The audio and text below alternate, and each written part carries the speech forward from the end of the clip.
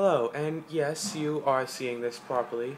My hair does match my shirt, because I'm, just that coordinated. So, this week's video, we never really set up a theme on this past weekend, so I'm just going to go with whatever I want. And so, I've been doing a fair bit today, so I could have done a number of things that have been on my mind. But I decided to do it on basically Yu-Gi-Oh cards that in the anime they are super powerful, and in real life not so much. Starting off number one, it's also these are only cards I actually have and have on me, the Seal of Orichalcos. In the anime, you plus 500 attack per monster, you can use a spell and trap card zone for monsters, and loser gives up their soul. Tie duel, no one gives up their soul. Real life, yes, you get the plus 500. No, you cannot use your back row. All specially summoned monsters at time of summoning the seal are destroyed, all of yours anyway, and you cannot use the extra deck. I use it because I don't use an extra deck. I never really got into them. I started with the fusions, but I didn't have polymerization, so I couldn't use it. Didn't have most of the monsters to polymerize either, so I couldn't use it. So I never got in there. Stopped for a few years, came back to it, and now there's like Exceed and Synchro and still fusions, but I still don't use it, mainly because I have like 2 Exceed and some Synchros that don't go with my deck. So considering I don't use my extra deck, I use the Seal of Orichalcos, and you can only use it once per duel, per player. There are also the MST, just one MST is not going to destroy it, so that's good. Resist being destroyed once per turn, however, a new field card will destroy it, so careful with that. Second on the list, Blue Eyes White Dragon, first seen in the very first episode of the anime. 3000 attack beat stick is supposed to be super powerful, 3 of them for Blue Eyes Ultimate. There are a lot of monsters stronger. This is the most powerful normal monster in the game, but seriously though, Man-Eating Bug can defeat it. And that was one of the weakest of the first batch. So, all in all, Blue Eyes White Dragon, if you are running a deck that will use it, then yes, by all means.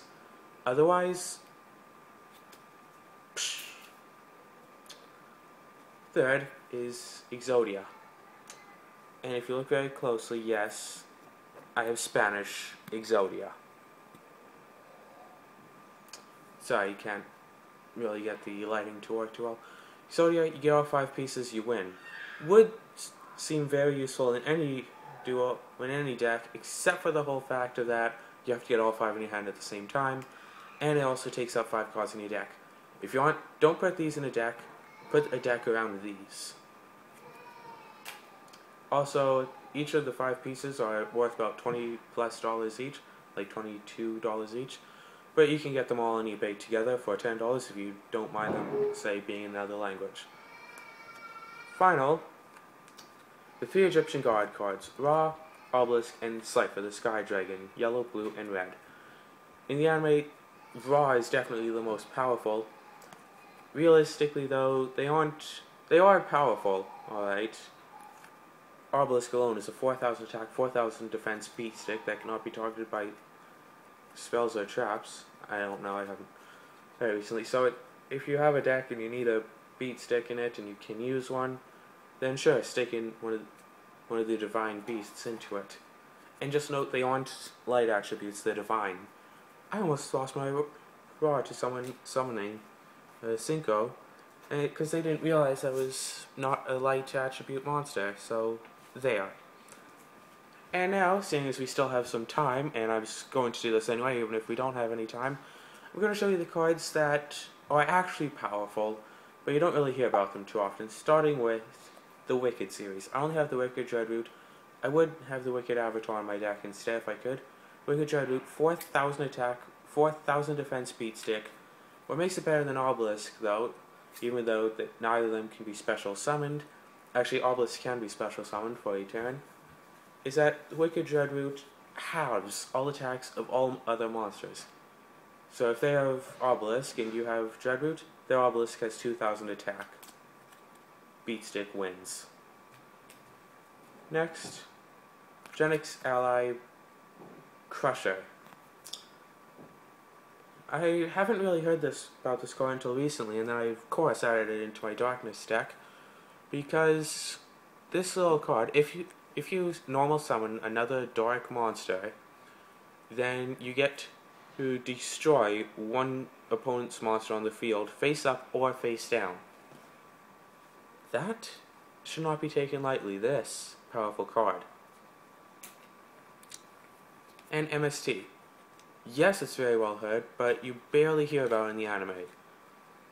Very powerful card, destroys one spell or trap on the field. Doesn't negate it though. But no cost. Except for the cost of one card. For one of theirs. Which, some decks are made around one card. So like, say if they have the seal of Oi Calculus on the field, and then in one turn you activate 2 MSTs on it, boom, it's done. Or Gravity Bind, which is another one that was one that I was supposed to include in the second list, but I actually didn't. Boom, it's gone. You can attack with your beat sticks. And next, the Scarecrow. The Scrap Iron Scarecrow.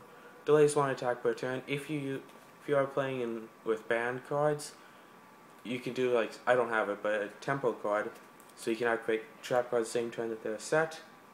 Basically, you can just flip, negate every single attack, every single turn. Would be very irritating, and then of course they could use MST either on the Scarecrow or the other card. Weak defense, but good defense. Next one, of course, Rainbow Light Dragon, Rainbow Dark Dragon. Don't have the Light Dragon, just have the Dark. 4,000. You have to banish 7 different monsters dark from your graveyard. 7 different dark monsters from your graveyard. And you can banish more from your side of the field and from your graveyard to keep on increasing this one's power. With the right card combination, I can get this up to 12,700 attack. And yes, the 500 point boost for each extra one been banished is cumulative and permanent. So you can get this from 4,000 past the 5,000 mark easily. Usually by the time you get 7, you probably have more. And the final card that is good, but this one is also bad. Only seen once in the anime, and not even as a card.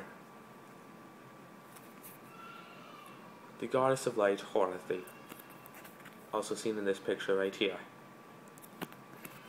50, pretty pricey as cards go. $50 card, and I got it from Japan. And basically, if you have on your side of the field Raw, Obelisk, and Slifer all on your side of the field, and then you can send them to the graveyard to special summon Horothy. Once she's special summoned that way, boom, you win. No way for the opponent to negate it. Seriously, it actually says the special summon of this monster may not be negated, especially even with the normal summons of these. So normal summon all 3 of these.